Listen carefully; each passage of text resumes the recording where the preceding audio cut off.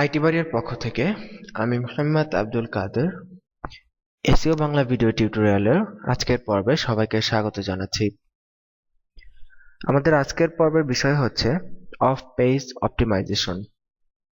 গত পর্বে আমরা অন পেজ অপটিমাইজেশন মোটামুটি ভাবে শেষ করেছি এবং আশা করি সবাই সেটা বুঝতে পেরেছেন।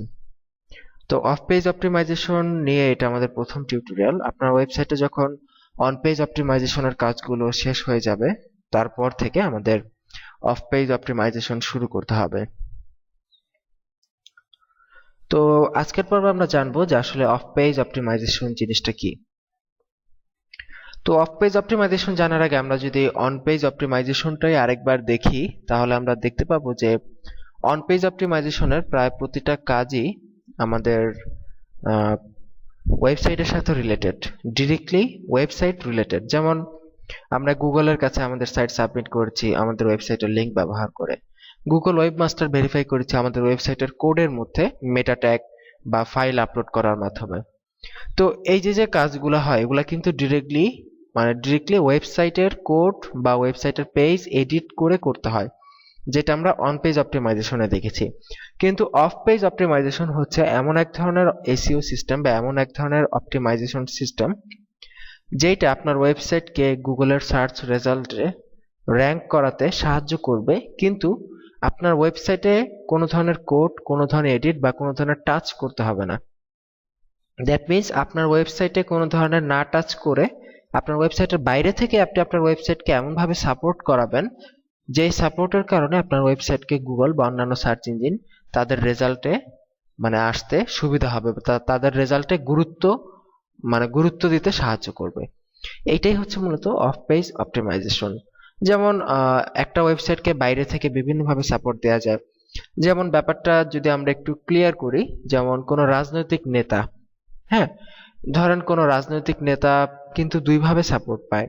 একটা হচ্ছে তাদের কাছের মানুষের কাছ থেকে, আর একটা হচ্ছে তাদের পার্টির যে ছেলে পেলে থাকে তাদের কাছ থেকে।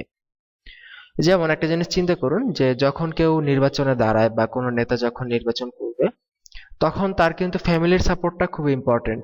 তার ফ্যামিলি তাকে যেভাবে সাপোর্ট দিতে পারে, ঘরের ভেতরের সাপোর্ট যেটা, আর তার দলের যারা ছেলেপুলে আছে তারা কিন্তু ওইভাবে সাপোর্ট দিতে পারে না। কিন্তু সে কিন্তু পার্টিতে যেতে কিন্তু মেনলি তার ফ্যামিলির সাপোর্টের জন্য না, যেতে কিন্তু তার ছেলেপেলেদের সাপোর্টের জন্যই, তার যারা সমর্থক তাদের সাপোর্টের জন্যই কিন্তু সে যেতে। কারণ ফ্যামিলির হয়তো 10-12 জন লোক থাকবে, এই 10-12 জনের ভোটে তো আর সে নেতা নির্বাচিত হবে না, তাই না? কিন্তু দেখা গেছে যে সে মেইন সাপোর্টটা পায় তার ফ্যামিলি থেকে, সে নির্বাচন করার উৎসাহ পায় তার ফ্যামিলি থেকে, তার ফ্যামিলি তাকে সাপোর্ট দেয়, তার ফ্যামিলি তাকে ভরসা দেয়। কিন্তু সে নির্বাচনে যেতে কিন্তু তার দলের যারা সমর্থক আছে তাদের ভোটের মাধ্যমে। তো ব্যাপারটা অনেকটা এইরকম যে আপনার ওয়েবসাইটটাকে সার্চ ইঞ্জিনের কাছে জমা দেয়া, ওয়েবসাইটের বেসিক প্যাটার্ন ঠিক করা, এই যে বেসিক কাজগুলা, মেইন যে স্ট্রং বেসিক যে কাজটা, সেটা হচ্ছে অন পেজ অপটিমাইজেশন। আর অন পেজটা করার পরে আপনার সাইটটাকে বাইরে থেকে সাপোর্ট দিয়ে গুগলের সার্চ রেজাল্টে যাতে আসে, সেই কাজগুলো করাটা হচ্ছে অফ পেজ অপটিমাইজেশন।